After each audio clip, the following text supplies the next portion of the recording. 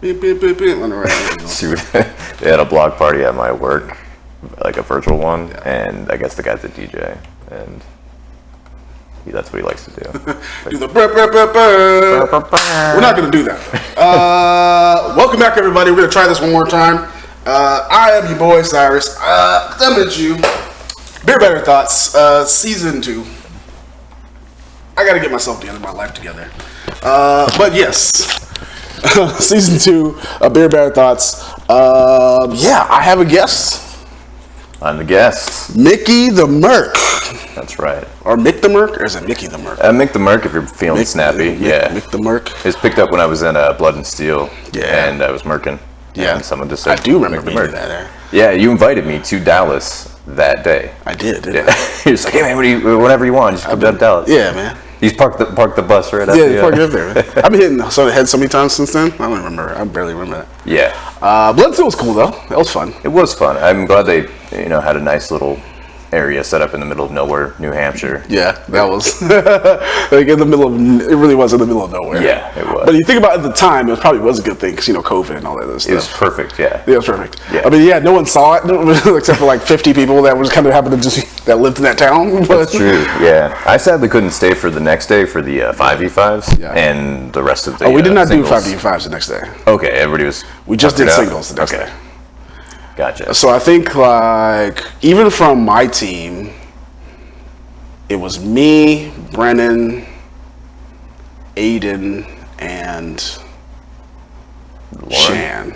No, Okay. Shan. Shan, okay. Charlie was there, but Charlie kind of took off early. But none of us, the only two people who actually fought was myself and Shan. Okay, gotcha. Brennan was going to fight, but he got hurt the day before. During the yeah, he got his head cut open. Yeah, that was that head cut open. That was my first bow or anything at all, and seeing somebody get their head just busted open like that. It's very interesting. It was very. I was like right there. I was like this, and I was like saw him kind of slumped down, like his head. I was like, oh shit! Oh shit! There's blood coming out of his helmet. It turns out that's the most common. If you just don't have a little extra padding right there. Yeah.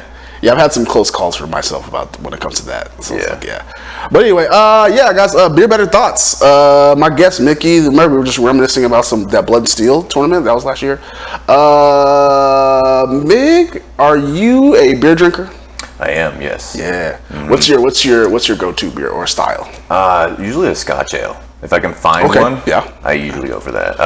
Living in Montana, they had a couple great selections up there. Yeah. So you do like the ales that are aged with other alcohols and stuff like that? Yeah. I like those too. Yeah. They get you messed up pretty good. It depends if you're seasoned or not. Yeah, it depends if you're seasoned. If you are seasoned, but yeah, even for me, the 10, 12, 13, 14% ones, those are good, but after I have 4 or 5 of them, yeah, I said the same thing after I did 4 or 5, and they're like, most people say any beer after 4 or 5 gets them lit. Not really. A lot of people I know, if you just drink 4 or 5 PBRs, they're getting weird and sloppy. Yeah, it's 4%. I know, it's water at that point. I mean, don't get me wrong, it's delicious. It tastes good. For a party setting, it's perfect. Right. But no, it doesn't give me I got the stronger stuff to be real lit. Right. Yeah, 4 or 5 of those, anything above consistently 10% within an hour.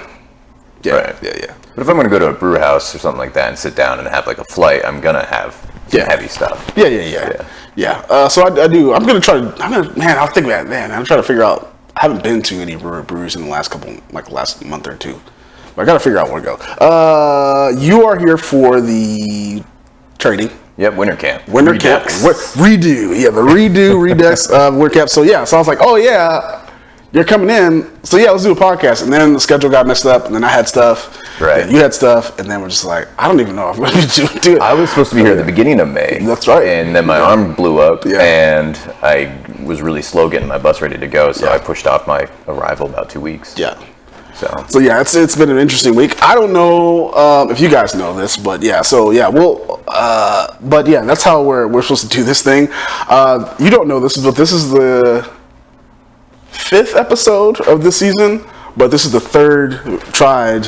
I'm going to do the video, the recording. Nice. I did it 2 other times, but pretty much what happened, something happened with the camera on episode 3. Then I thought I had it fixed, and then boom, it happened again. So we're gonna see how long the camera lasts this time. So I completely charged it like overnight, did this whole thing, and then it's supposed to last for like 2 hours. And the weirdest thing about it is it only happens when I do the podcast. I've recorded 2 hours worth of footage for our fight nights, pro fights. No problems. But whenever I charge it, set it up the camera, check everything for this. Dies. That sucks, man. I don't know. So we'll see if it works. We'll see if it works. I don't know. We'll see. If not, I'm just gonna have to like start from scratch, get a new camera, do this whole thing. That's just like so much time taking. Yeah, video, once you throw that in there, it's a mess. So. I was like, this is one of the video things. Like, that's my weakest thing about this. Like, I was like, audio, I can work miracles with audio because I figured it out. Audacity, all my different programs, I got my XLL marks. I can clean it up, I cut, sip. But when you throw a camera in there, I got a camera, then I gotta find boom mics, and then I had a different mic, and then the mic I had the first episode was trash. Right. So then I was like, I could put a boom mic in there, but then the boom mic, how big my apartment is, got the echo too much. It's like, all right, well, I tried a different mic, and I was like, I tested that. Nope, that didn't work. So I was like, all right, well, the lapel mics, and I did a second episode with the lapel mics, and that sounded better. There's still a deverb setting if you get into Adobe software. You have a deverb, so. Yeah, that's the other thing about it. I gotta invest in the software too. I'm just like, man. It's a thing. I don't have time for that. It's just me. Right. Yeah, that's my background. It's audio and video. Yeah. So I gotta get some notes from you, man. I don't know.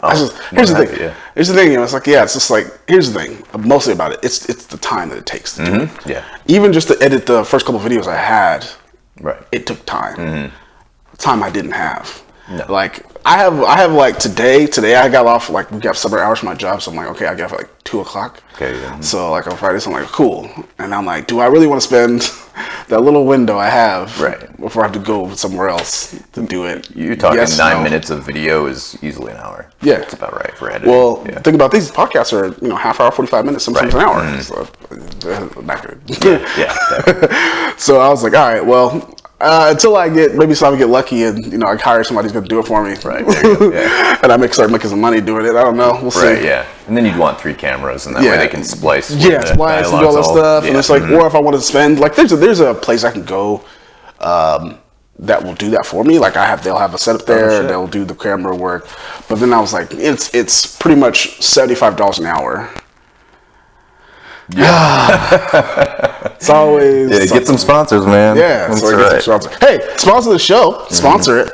But speaking of that, before we get too far into it, we do have a beer today, so we're gonna crack that open. We have Three Creeks Brewing Crowd Pleaser IPA, 7.3%. Right on. I will put that in the comment and then the thing. You guys will see it in the flash. It'll flash up. Nice. But this is part of my from my pack from Beer Drop. Yeah, Beer Drop. Not sponsored yet, but we're working on it. That would be dope. Yeah. So Beer Drop. So this is part of my Beer Drop from like 2 months ago. I had my beer fridge. I kind of save it all in there. But this came in that pack. So let's go ahead and crack these bad guys open. You can use I got the glass there if you like. Unless you want to drink it from the can, that's up to you. I ain't a heathen, man. I'll be fancy. I don't know. Might be a little bit too fancy. Sometimes, yeah. That can be a slob.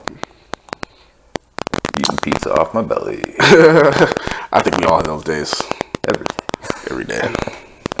We all have those days. I'll tell you what. Yeah, after this week. I've been kind of like taking it slow this week as far as what I've been doing. Because, it's like, we're going to do this camp. You've never been a part of, I don't know if you've done a camp with Craig before. No. It's going to be an exciting weekend. It's going to be, arms are going to be like swollen. It's going to be, Sweet. It's going to be, you're going to be tired. So I already knew, okay, this week of training, yes, I'm going to be lifting, and, I've been there lifting and doing my stuff, but then everything else, I'm kind of taking it slow. I'm taking it easy, because I'm like, I already know this weekend's going to be extra hard. So I can already tell that this camera's going to die. I can already tell, I see it's down to like 1 bar, so I'm not even going to worry about it. So, hey, you guys get video, I'm going to clip it. Hey, if not, that'll last that long, and then it'll die, and then we'll see what happens after that. I don't know. I guess I'm going to have to get a new camera. So there won't be any video. I might do like a promo thing of like 10 minutes. A little clip. Hey, there's the 10 minutes. Now click the bio, go to the audio section. So that's it. So it'll last how long it lasts. But You said you're not a beer drinker, but what's your impression? I did say you took a sip, so no, it's really really good. Yeah, what's your impression? Usually with IPAs, I feel like I'm eating like a bag of pennies, and a lot of people kind of like that, the metallic-y flavor. But this has enough like other tones to it that makes it interesting. I'm not just eating hops. I agree.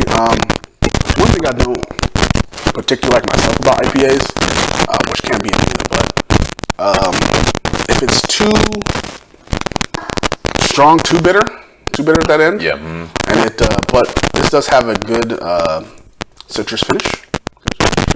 So I like that. I like that when it's kind of a smooth finish. It hits you with a strong, and then but the finish really comes in. Right. The IPA is usually hide any other flavors. And yeah. So it's like the only citrus is the only thing that really does come through on most times, most occasions. But yeah, I was on a big IPA kick for a long time, but now I'm kind of like, you know what? That's because I went to Texas and just kind of thing here. Yeah. But I'm kind of one of those things where I'm kind of like, okay, well, let me start branching out. So now I've been ordering more, wheats, Belgian stuff, stouts, porters, things like that. And then what you're talking about, like some more aged beers. And then, of course, limited release stuff. That's very good. Yeah, right. You live in Nashville, right? Are there any good breweries? There is Abbey. The Black Abbey would be my favorite.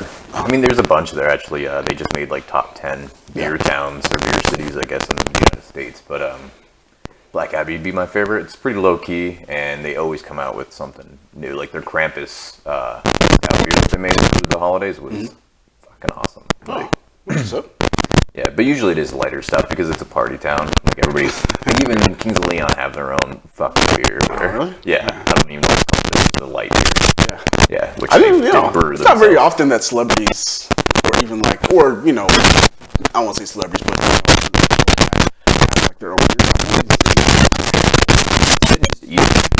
these mass-produced places. Yeah. They pick the beer out of like a flight of 7, Yeah. and then they just slap their label on it. Yeah. Like that's Montucky's whole beer thing. They just slap their label on it.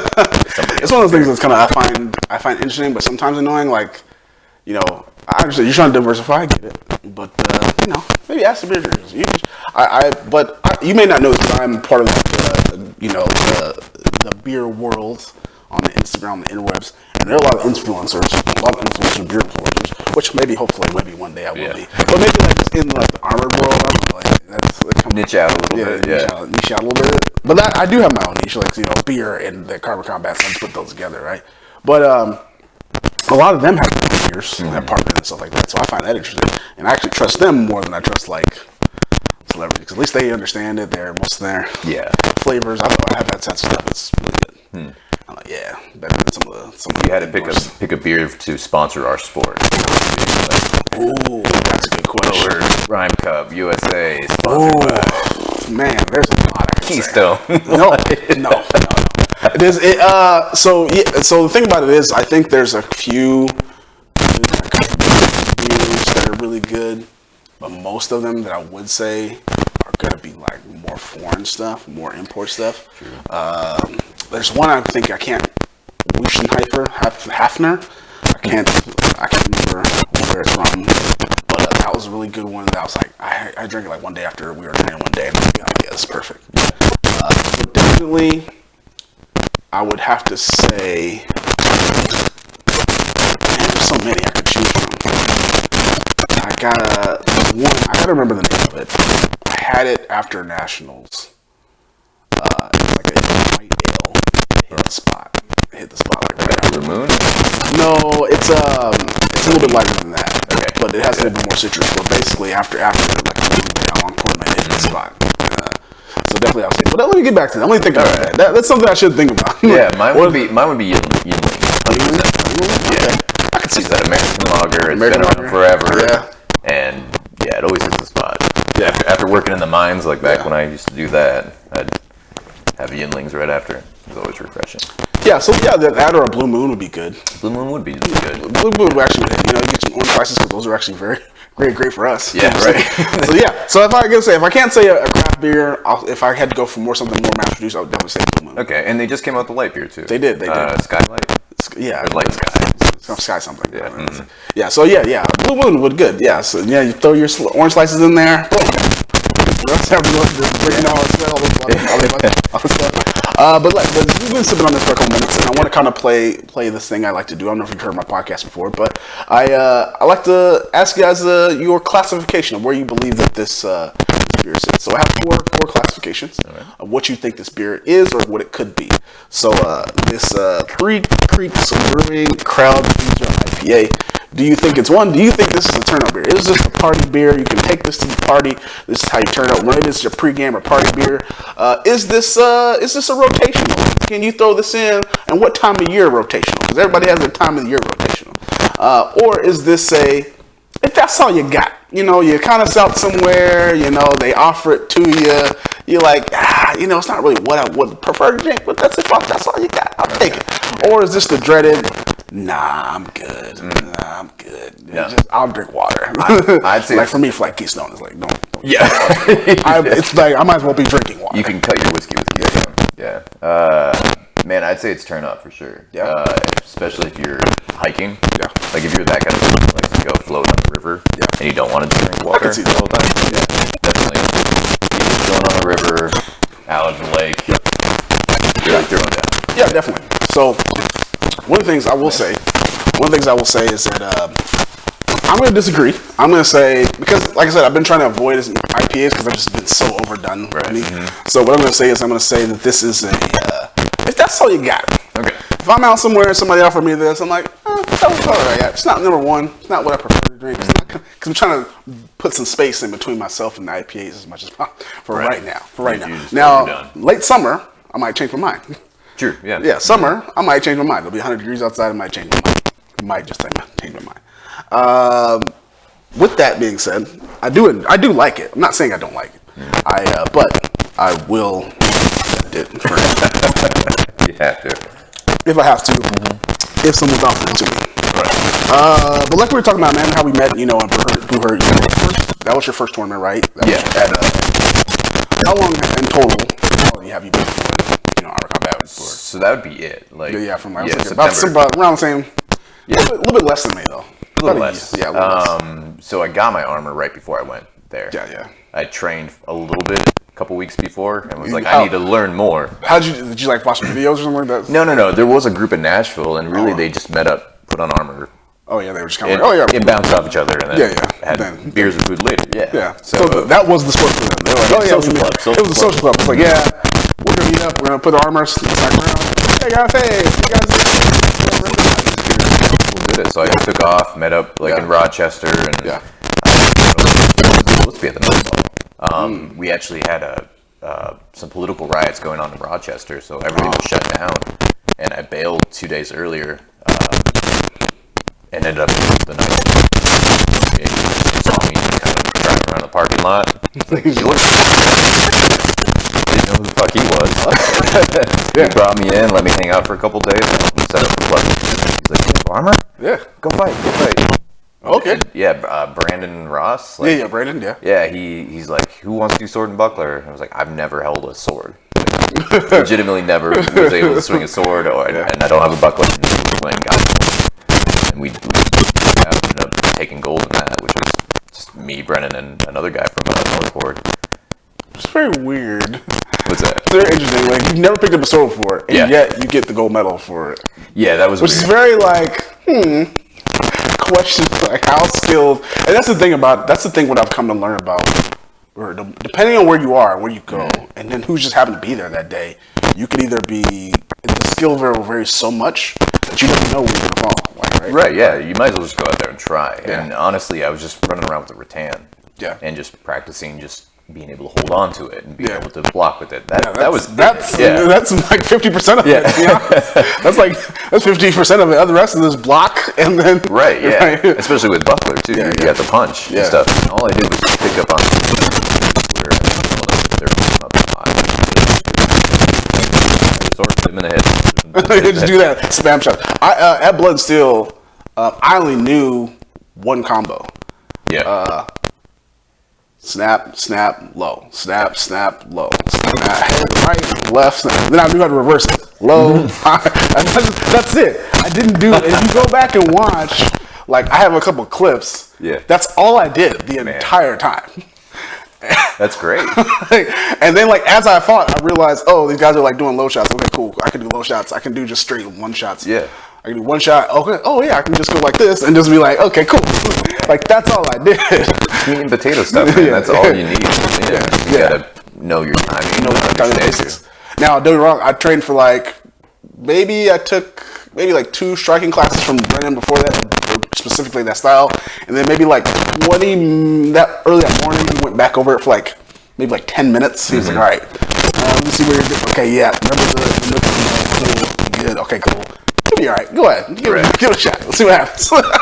And I get silver. And I'm like, all right. Well, yeah, that's not bad at all. And I only lose by 1 point for the gold. And I was like, yeah. Come on. I mean, the big thing is, when I first got on this, I was like, do they just throw duelists out there when they think they suck at Bowhurt? Just like, go have some fun. And you can sit on the sidelines for Bowhurt and, until you get better and you're better at Bowhurt. That's a good question. Doing dueling, That's a good question. I think it just depends on the situation. I think if they need bodies, it's just like, everybody's getting out there. Right. And other people, like, they understand that, hey, you might just be a duelist.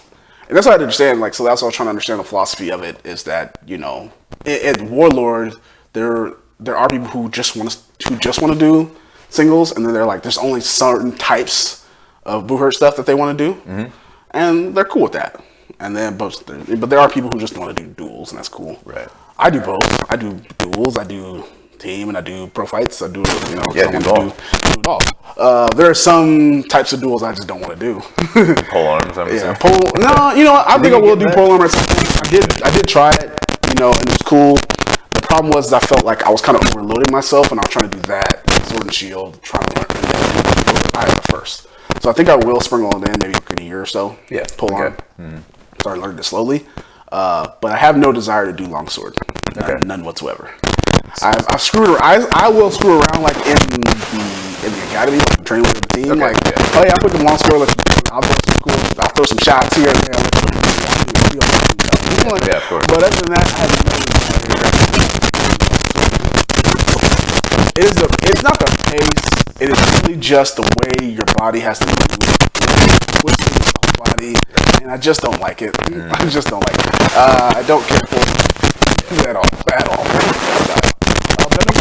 We both did Sword and Shield. Yeah. And then we both did, Sword and Shield at Carnage.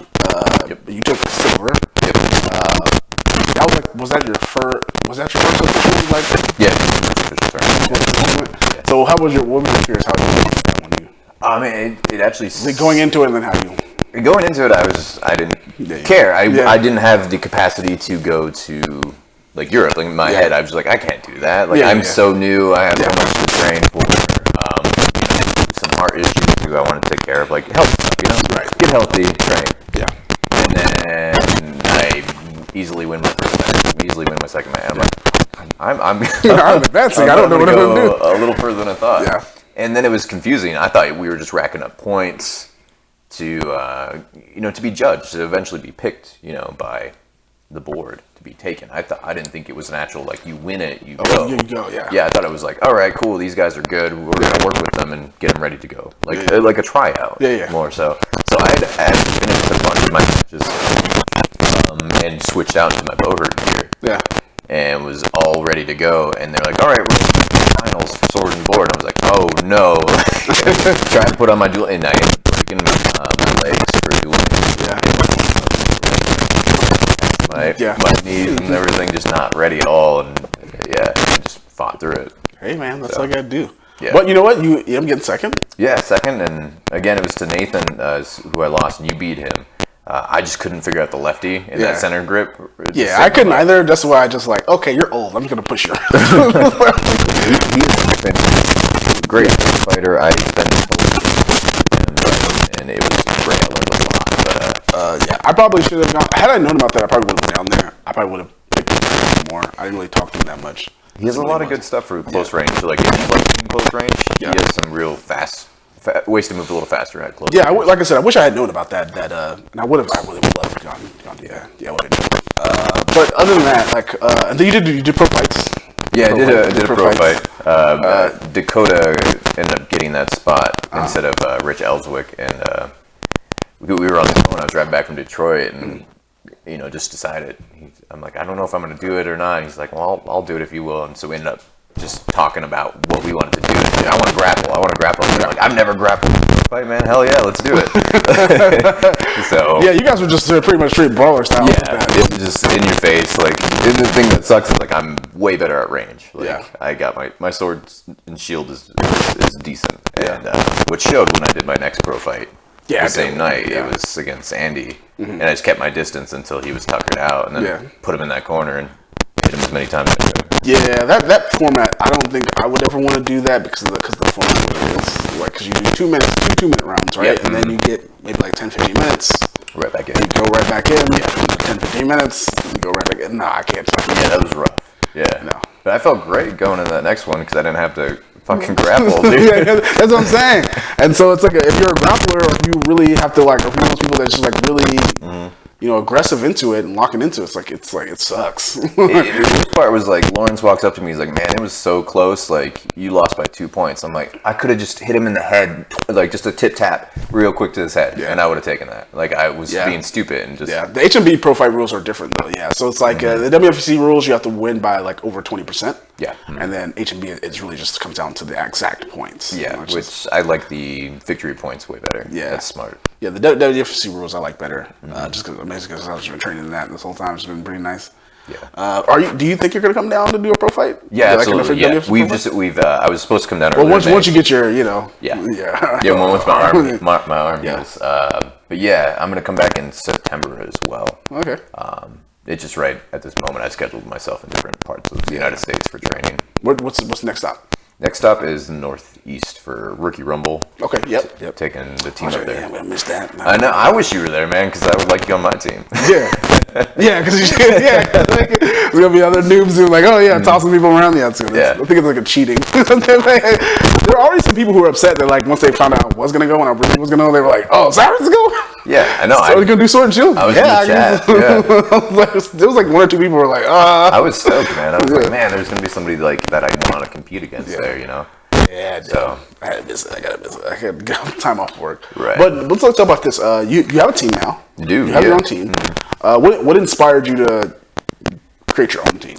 Honestly, it was that the idea that people would just meet up and treat this as like a hobby, and I was like, there's more to that. Like I'm getting more out of this than just socializing. I'm getting my physical health back together. I'm getting my mental health back together.